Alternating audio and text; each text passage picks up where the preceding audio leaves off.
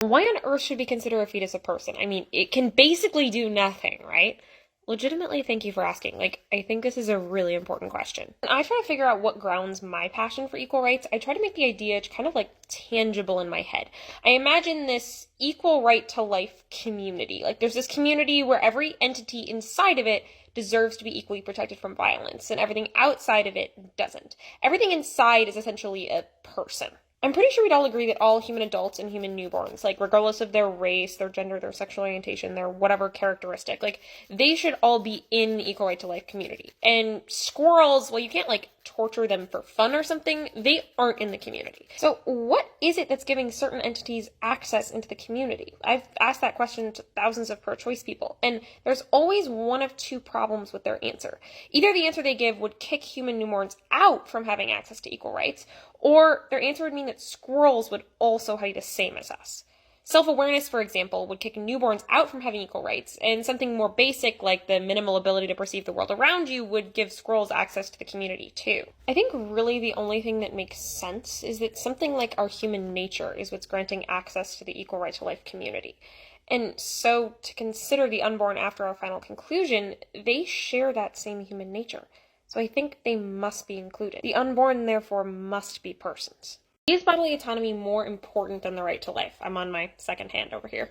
If bodily autonomy is more important than the right to life, then there's a major issue with conjoined twins. Even though one part of the shared body may only respond to one twin, what happens to their shared body affects them both. And if one twin may not unilaterally decide to remove her sister from their shared body, thereby killing her, then bodily autonomy is not more important than the right to life. Bodily autonomy is incredibly important. It just doesn't grant the right to kill another person. If the question you're asking is whether an embryo is a valuable person like you or I, that's the first video I made in this series. But if you're asking whether an embryo is biologically human, that one's pretty easy. It's time for top coat.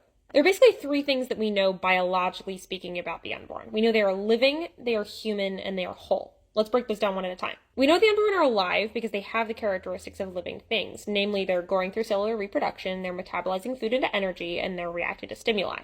We also know that they're human because they have uniquely human DNA, and we also know that living things reproduce after their own kind only. So two cows do not get together and have a duck. That's just not how that works. And finally, we know that the unborn are whole human organisms because that's how biologists classify an organism. There's multiple parts working together for the good of a whole. A skin cell is part of the organism that is me, but the unborn is its own organism with its own parts.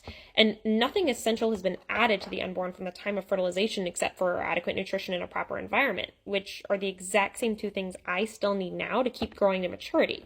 So if I'm an organism now and nothing has been added to me since fertilization except for adequate nutrition and a proper environment, then I must have been that same exact organism at fertilization because those same two things are the only things that keep getting added to me. So that's your biological evidence in a nutshell. The unborn is living, it is human, and it is whole.